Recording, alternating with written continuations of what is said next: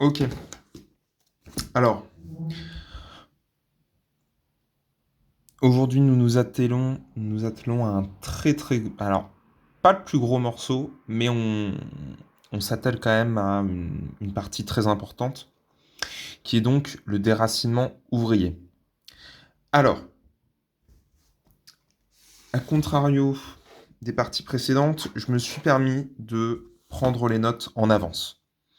Étant donné que le premier essai, la première tentative que j'ai faite sur le déracinement ouvrier durait aux alentours d'une quarantaine de minutes, et je considérais que c'était vraiment beaucoup trop long et que ça méritait de gagner en concision. Et donc, c'est ce qu'on va essayer de faire ici. Donc, le déracinement ouvrier. Weil, en deuxième source de déracinement, nous mentionnait l'argent, en particulier dans l'inter-individuel, ce qui ouvrait au déracinement spécifiquement ouvrier. Pourquoi? Parce que pour Weil, le problème de l'ouvrier dans son déracinement, c'est qu'il est obsédé par le salaire. Autrement dit, par l'argent. Le salaire comme étant son unique moyen de subsistance, l'ouvrier se révèle uniquement concentré sur l'accumulation des sous. Ou alors, ça c'est s'il a un travail, mais situation encore pire, c'est d'être au chômage et donc de se retrouver encore plus déraciné, encore plus déconnecté de tout milieu possible et de facto dépossédé en plus d'argent.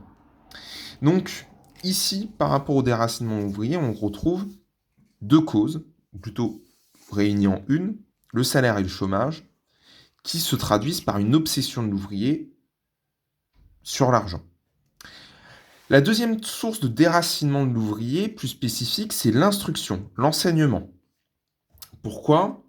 Parce que l'instruction, l'enseignement dans l'état actuel que soulevait Weil montrait une coupure, une totale séparation avec les traditions dites nationales, de la tradition grecque, que la Renaissance faisait revenir, mais que en l'état actuel des choses pour Weil, il n'y avait même plus en fait cette connexion avec la tradition grecque, et bien évidemment de la tradition religieuse, des notions religieuses. L'instruction en fait était coupée de ces trois processus-là, de ces trois racines-là, et n'était en fait qu'une instruction technique, c'est-à-dire un enseignement des éléments sur des notions purement techniques qui étaient en fait complètement décorrélées du monde. Ce qui amenait par exemple à un enseignement de la géométrie uniquement tourné autour de la géométrie comme processus totalement décorrélé du monde, totalement déconnecté du monde, et qui amenait, en fait, que ce soit de la géométrie à la science ou même aux lettres, à une fragmentation, une fermeture des notions sans possibilité de communiquer entre elles, sans possibilité de montrer, pour Weil par exemple, que la géométrie, c'était en fait l'enseignement de la nécessité des choses du monde, de la nécessité des lois du monde, qui, pour elle, est en fait tout simplement la raison pour laquelle on enseigne la géométrie. Ici, on enseigne la géométrie pour enseigner la géométrie, sans autre raison. Ce qui amenait, en fait, à l'écolier à être dans une obsession, cette fois-ci, de l'examen. Vous voyez, l'ouvrier, lui, est obsédé par l'argent, par le fait d'accumuler l'argent. L'écolier, lui, est obsédé par l'idée de réussir l'examen pour obtenir la culture sociale qui lui permet de s'élever socialement. Ou, et en fait, ça va même plus loin, l'idée que l'école finalement permet de justifier l'élévation sociale par une instruction réussie qui donne une certaine culture et qui permet donc de justifier l'écolier dans sa réussite ou de justifier son échec. Ainsi, si l'écolier ne réussit pas en termes d'instruction, eh bien en fait ça explique pourquoi son élévation sociale est échouée et loupée. Elle donne en fait, d'ailleurs par là, un exemple qui est assez probant, c'est tout simplement la situation où le paysan se dit que finalement, s'il est paysan, c'est qu'il n'a pas su réussir à l'école, et cela l'amène à considérer que sa condition est en fait inférieure à, par exemple, la condition d'instructeur. Inversement, l'instructeur considère que sa condition est moins bien réussie que celui d'être un normalien, etc., etc. Or, pour ça, pour Veil, ça amène à... C'est un total échec civilisationnel, étant donné que le paysan n'a pas du tout à se considérer comme étant inférieur à l'instructeur, étant donné que son rôle est tout aussi essentiel. Bon. Donc là, on a ces deux sources de déracinement spécifiques au déracinement ouvrier. Alors on verra évidemment que l'instruction joue dans le déracinement paysan. Hein, là, j'ai donné l'exemple du paysan, mais en fait, l'instruction, de toute façon, de l'enseignement, est une source de déracinement pour les deux milieux. Ensuite, à cela s'ajoutent en fait des sources de déracinement supplémentaires. Alors, comme je l'ai dit, Veil, en fait, au sein de ses développements sur les ouvriers et les paysans, va donner aussi des sources de déracinement en plus. Donc, la première source de déracinement, enfin la troisième plutôt en l'occurrence, parce qu'on avait noté la conquête et l'argent comme source de déracinement. Et maintenant, nous allons avoir une troisième source. Je vais lire un extrait. Le déracinement est de loin la plus dangereuse maladie des sociétés humaines, car il se multiplie lui-même. Ainsi, le déracinement est lui-même source de déracinement, source de lui-même. Des êtres vraiment déracinés n'ont guère que deux comportements possibles, ou ils tombent dans une inertie de l'âme presque équivalente à la mort, comme la plupart des esclaves au temps de l'Empire romain, ou ils se jettent dans une activité tendant toujours à déraciner, souvent par les méthodes les plus violentes, ceux qui ne le sont pas encore ou ne le sont qu'en partie. Elle va nous donner 4, voire même 5 exemples. Les Romains, les Hébreux, les Allemands, les Anglais et les Espagnols à partir du XVIe siècle, dans le cadre de la découverte de l'Amérique, et même l'Empire français en tant qu'empire colonial. Ainsi, source de déracinement, les déracinés eux-mêmes, qui soit connaissent une forme de mort de l'âme, donc réelle ou symbolique, ou, donc, mis à part cette mort, ou alors ils déracinent à leur tour, sous la forme d'un empire, d'une colonie, sous la forme d'empire ou de colonie. Quatrième source de déracinement, alors ça va être la révolution. Alors à cela, il va y avoir une subtilité. Soit la révolution est une révolution qui enracine, qui propose un enracinement. Ce qu'elle nous dit ici. L'une consiste à transformer la société de manière que les ouvriers puissent y avoir des racines. Ou alors, c'est une révolution qui désenracine. L'autre consiste à étendre à toute la société la maladie du déracinement qui a été infligée aux ouvriers. Évidemment, pour Veil, aucune des deux ne saurait se compléter. C'est-à-dire qu'il n'y a pas eu la désenracineuse qui devrait précéder l'enracineuse. Non, les deux vont dans une direction totalement opposée et contradictoire.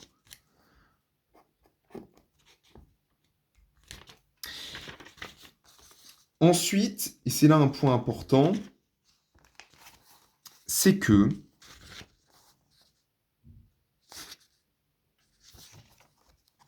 par rapport à la notion de révolution, Veil nous dit bien une chose, c'est que l'amour du passé n'a rien à voir avec une orientation politique réactionnaire.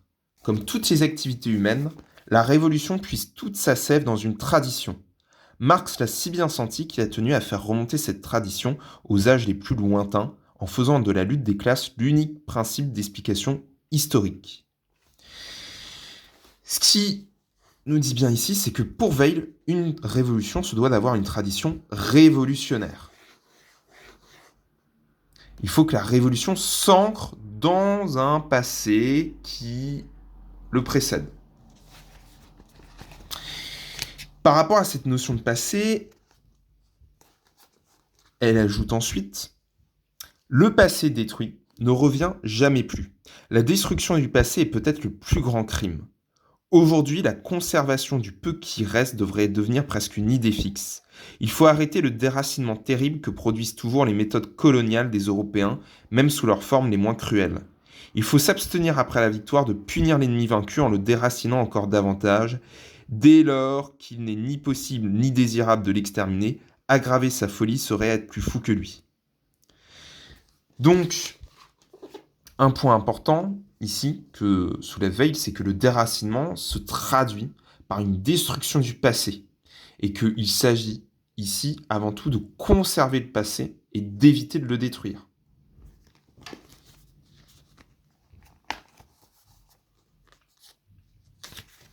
Ok.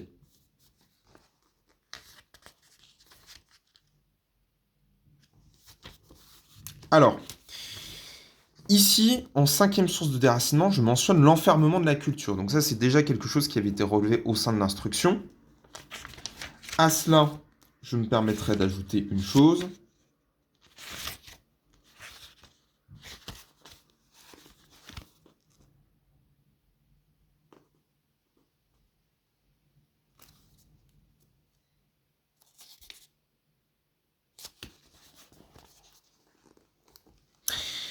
Parmi toutes les formes actuelles de la maladie du déracinement, le déracinement de la culture n'est pas le moins alarmant. La première conséquence de cette maladie est généralement dans tous les domaines que les relations étant coupées, chaque chose est regardée comme un but en soi.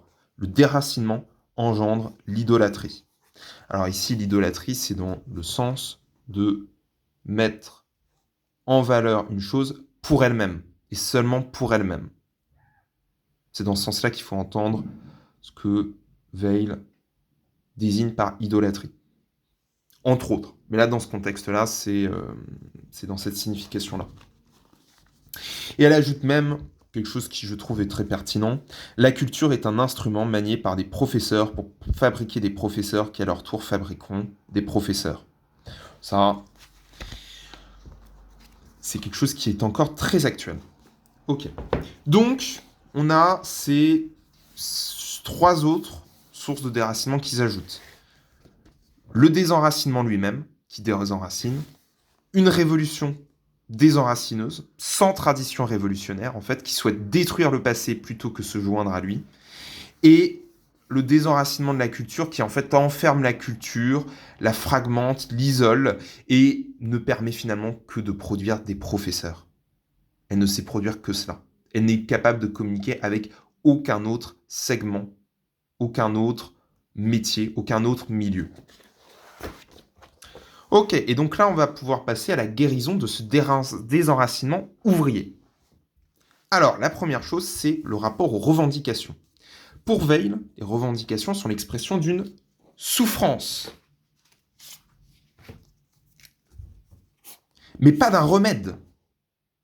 Nullement d'un remède. C'est-à-dire qu'écouter les revendications des ouvriers, les revendications politiques, ne permet pas de saisir comment guérir le mal. Ainsi, à ce sujet, Weil a une formule que je trouve assez parlante. Si les ouvriers devenaient pour la plupart à peu près heureux, plusieurs problèmes en apparence essentiels et angoissants seraient non pas résolus, mais abolis. Sans qu'ils aient été résolus, on oublierait qu'ils se sont jamais posés. Le malheur est un bouillon de culture pour faux problèmes, il suscite des obsessions. Ce que nous dit Weil, c'est que les ouvriers étant malheureux, ils revendiquent des choses qui ne les rendraient en fait pas forcément heureux. Le malheur les amène à avoir une perception malheureuse, qui ne permet donc pas de résoudre leurs problématiques. Le moyen de les apaiser n'est pas de fournir ce qu'elles réclament, mais de faire disparaître le malheur. Si un homme a soif à cause d'une blessure au ventre, il ne faut pas le faire boire, mais guérir la blessure. Ainsi, ce que nous dit Weil, c'est qu'il ne s'agit pas tant de s'attaquer aux symptômes, mais à l'origine même du mal. Ok. Que nous propose-t-elle alors ? Eh bien, premièrement, c'est de faire disparaître la transition brutale de l'écolier qui se retrouve au travail à l'usine vers ses 13 ans. Une transition qui en fait détruit l'estime de soi de l'ouvrier, qui au sein de l'école est considéré en tant qu'individu, mais au sein du travail à l'usine ne l'est plus. Ce qu'elle propose, entre autres, c'est de faire découvrir à l'enfant d'ouvrier le travail à l'usine par le biais de son père, ainsi d'accompagner le père au sein de son travail à l'usine. Ce qui va rejoindre un 6e point, c'est le fait que le lieu de travail doit devenir un lieu de vie. C'est déjà quelque chose qu'on trouvait au sein de la notion de propriété collective. Ok. Ensuite, pour Weil, il faut que l'ouvrier soit qualifié. qu'il y a un apprentissage continu de l'ouvrier qui commence en fait finalement dès l'enfance, mais qui se perpétue au sein de sa vie d'adulte. Que l'apprentissage en fait soit continu et que l'ouvrier se doit d'être qualifié, voire même carrément devienne une forme d'ingénieur en fait. Mais cette qualification ne doit pas qu'être professionnelle, ne doit pas qu'être technique. Elle se doit aussi d'être culturelle. C'est-à-dire que l'ouvrier doit connaître un apprentissage de la culture qui se doit d'être traduite en sensibilité ouvrière. Autrement dit, on ne doit pas transmettre la culture telle qu'elle est dans l'enseignement aujourd'hui, c'est-à-dire une culture fragmentée, isolée, mais de prendre la culture et de la transmettre sous forme de la sensibilité ouvrière, de la traduire. Non pas de la vulgariser, nullement, mais de la traduire, de faire en sorte qu'elle soit compréhensible pour l'ouvrier au sein de son travail. Que culture et travail s'assimilent entre eux. Et que cela produise une culture ouvrière.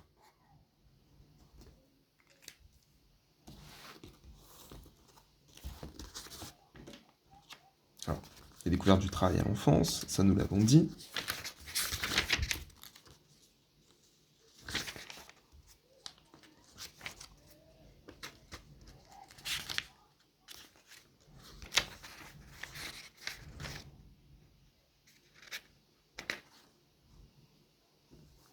Voilà.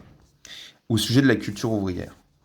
Une culture ouvrière a pour condition un mélange de ceux qu'on nomme les intellectuels avec les travailleurs.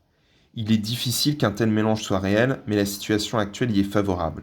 Quantité de jeunes intellectuels ont été précipités dans l'esclavage dans les usines et les champs d'Allemagne, d'autres se sont mélangés aux jeunes ouvriers dans les camps de compagnons.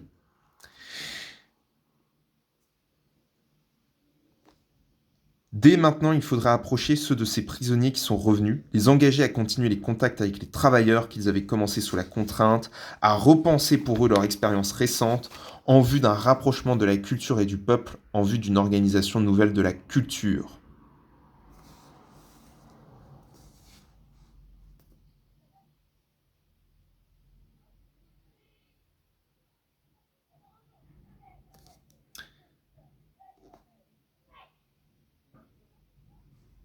En résumé, la suppression de la condition prolétarienne qui est définie avant tout par le déracinement se ramène à la tâche de constituer une production industrielle et une culture de l'esprit où les ouvriers soient et se sentent chez eux. Alors ça, on va y revenir plus tard. Pardon. Ça, on va y revenir plus tard. Mais du coup, culture ouvrière a pour condition la jonction entre intellectuels et travailleurs. En fait, un truc qui va revenir chez Weil et qui vient finalement peut-être de son christianisme, c'est on va dire une certaine forme de kénose, c'est l'idée que les intellectuels, totalement coupés, déconnectés, de par leur milieu, de par leur mode de vie, etc., se descendent entre guillemets au niveau des travailleurs et se joignent à eux, que l'intellectuel se joint au travail et que inversement le travailleur au contact de l'intellectuel puisse aussi s'élever et que par la jonction des intellectuels et des travailleurs se forme une culture ouvrière. Ok. Ensuite, on va parler de la transformation de la machine de manière un peu succincte, parce que ça, je ne sais pas à quel point on peut encore parler d'actualité dans ce propos-là. Mais il faut que la machine ne détruise pas les corps, soit adaptable, présente plusieurs formes d'application pour qu'on rompe avec la monotonie du travail. Évidemment que la machine demande une qualification, une responsabilité, qu'elle ne soit pas aisée à utiliser, mais qu'elle demande un vrai savoir. Ainsi donc, pour responsabiliser l'ouvrier. Le lieu de travail sous forme de lieu de vie, on le connaît, on le comprend. La culture ouvrière, on en a de facto parlé. Un dernier point, le fait que la machine, la maison et la terre soient propriété de l'ouvrier. À nouveau, avec cette idée en fait de responsabiliser, mais même de répondre aux besoins de l'âme de la propriété, en fait, de la propriété privée, mais aussi collective en partie, surtout par rapport à l'usine. Et le quatrième point, décentraliser l'usine. fait en sorte que l'usine soit finalement dispersée. Et c'est d'ailleurs un point important, c'est l'idée qu'ici, il faut disperser le travail industriel. C'est une idée importante de Weil où l'ouvrier puisse travailler finalement chez lui, que sa machine soit chez lui, appartienne à sa maison, à sa terre, et que finalement ce soit le cas pour chaque ouvrier qui possède en fait un atelier où il réalise son travail, et que finalement l'usine soit dispersée plutôt que réunie en un point. Décentraliser l'usine. Donc ça, c'est finalement l'un des objectifs de Weil pour guérir le déracinement ouvrier. L'autre, c'est abolir la condition prolétarienne par, ce qu'on a pu le dire, la formation d'une culture ouvrière en jonction des intellectuels et des ouvriers.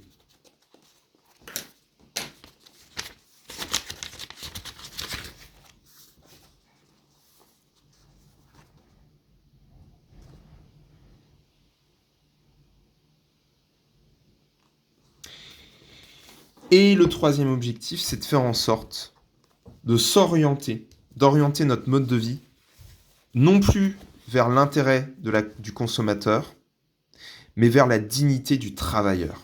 Alors, voilà, malheureusement, j'ai manqué de place. Voilà. S'orienter vers la dignité du travailleur plutôt que l'intérêt du consommateur.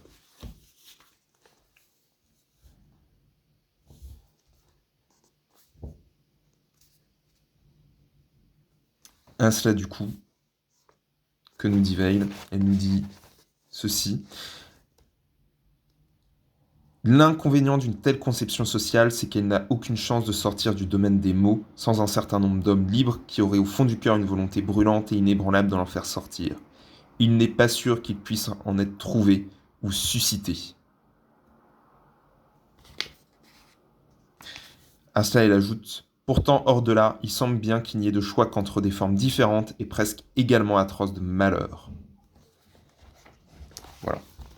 Donc évidemment, il y a cette idée chez Weil que tout cela n'est probablement pas possible. En tout cas, sans un certain nombre d'hommes déterminés et amoureux de la liberté. Ok, bon bah, du coup, on a pu, en 22 minutes, à peu près, s'occuper du problème s'occuper du déracinement ouvrier. Ensuite, va venir le déracinement paysan, qui sera notre prochaine présentation.